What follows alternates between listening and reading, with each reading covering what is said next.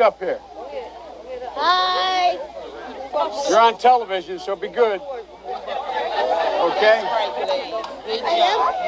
You are, yeah. See those television cameras? Hi, Mommy. That's it.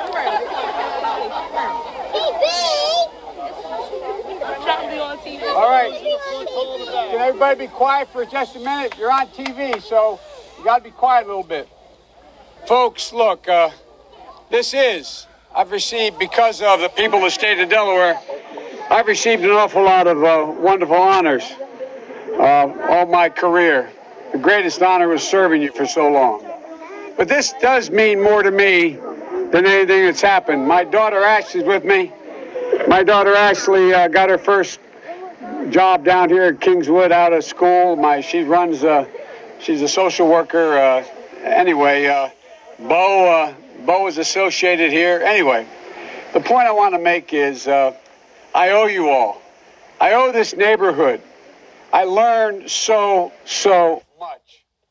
I was a kid from suburbia. I lived out in Mayfield in a split-level home with my grandpa living with us and in a 3-bedroom home with 4 kids, my grandpa. And folks, when it's a whole 100 years ago, but I was a senior in high school, and Przicki turned out to be a great athlete at the University of Delaware, but I was runner-up in the state scoring championship here in football. I wasn't bad either.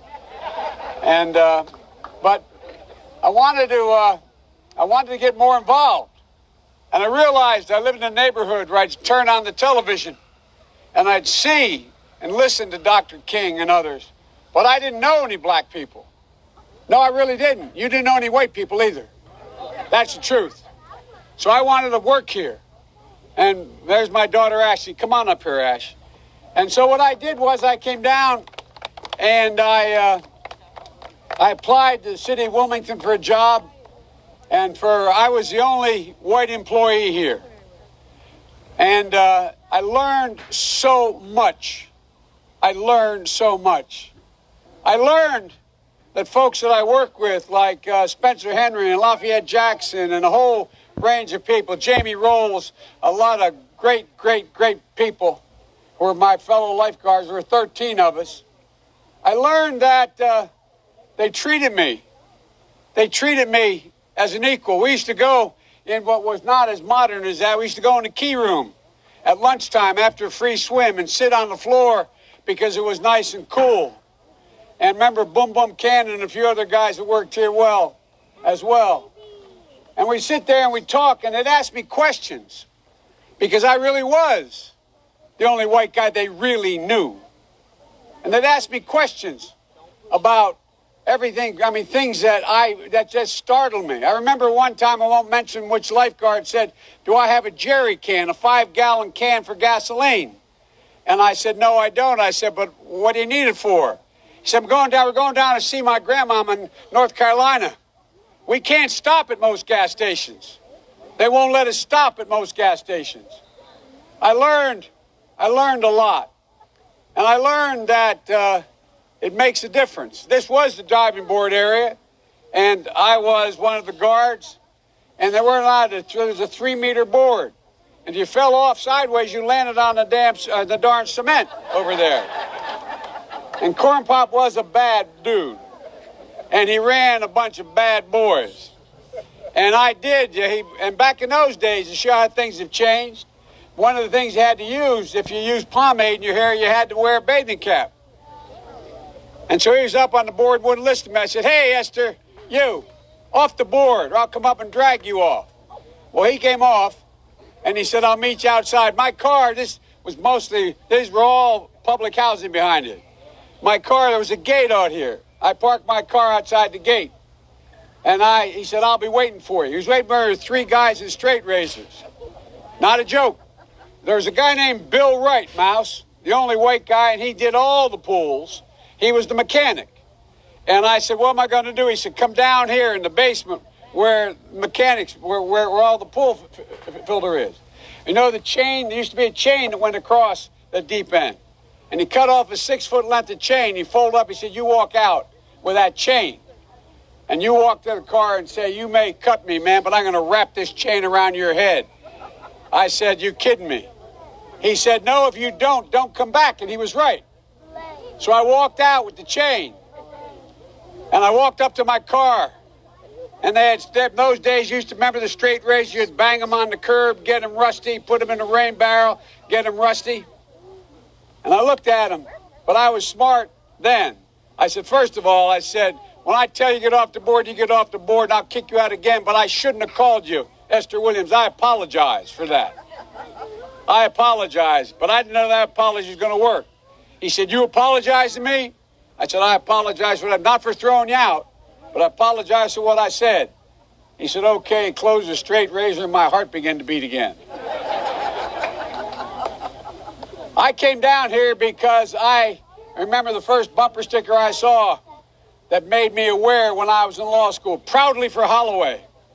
Proudly for your dad. First African-American state senator in the state of Delaware. Everything about.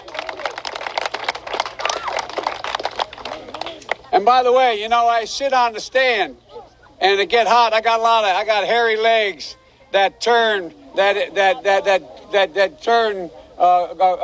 blonde in the sun. And the kids used to come up and reach in the pool and rub my leg down so it was straight, and then watch the hair come back up again. They'd look at it. So I learned about roaches. I learned about kids jumping on my lap. And I've loved kids jumping on my lap. And I tell you what, the men, they're now all men, the guys I work with down here, and they're all guys at the time, they're all good men. Most of them made an awful lot of themselves. And Earl Larkin had a rough time. And some of you knew Earl. I came back as a public defender. I came back to Delaware and I got a fancy job with the oldest law firm in the state. But the city was burning. It was burning down here. And I couldn't do it. So I quit and became a public defender. And the first trial I had, I walked into court as a public defender with another guy named Eddie Sobosinski, a defender. I'd only been admitted to the bar 1 week. And Earl Larkin was in chains around his ankles and on his wrist, and they were chained together, so on a belt. And he said, who's going to try the Larkin case? I just got started. And he was aptly named. His name was Judge Stiftel. And he said, Sobosinski said, well, that's my colleague. He just joined the public defender's office. He said, will you, in fact, defend him? So he turned to Larkin and said, he'll defend you. I said, whoa, Your Honor. I know nothing about the case. He said, I'll give you it till tomorrow, but you draw the jury today. And he looked at Larkin and he said, you mind if he represents you? And I'll never forget what he said. I learned a lot.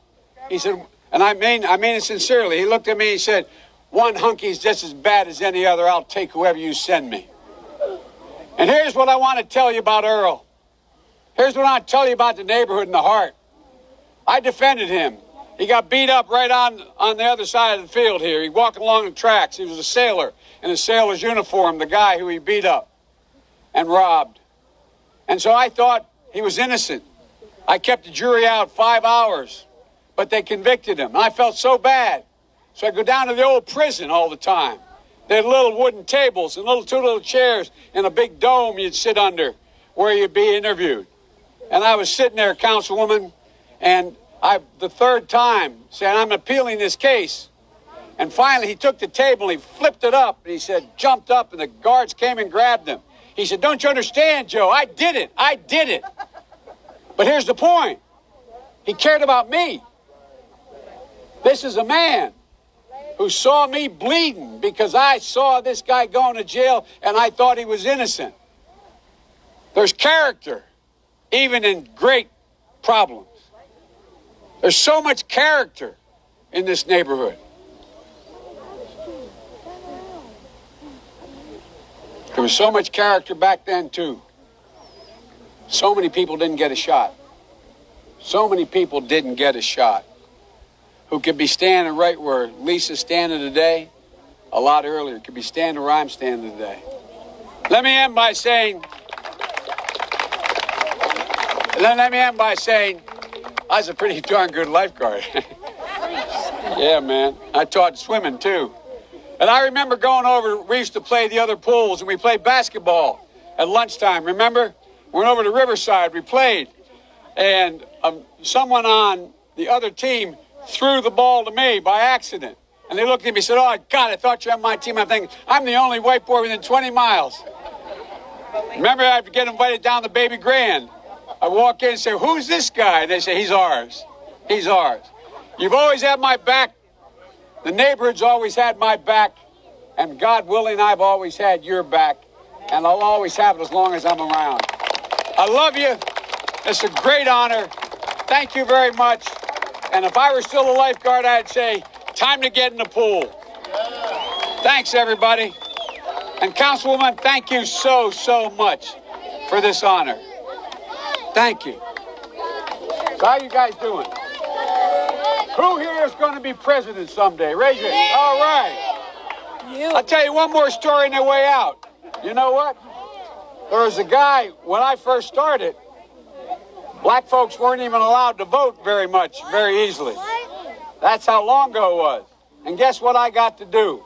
8 years ago, I got to be in the Wilmington train station, looking over the 3rd Street Bridge that had been burned to the ground, most of it, thinking nothing was ever going to get any better 40 years ago, waiting for a black man to pick me up, to take me 124 miles to be sworn in as President and Vice President of the United States.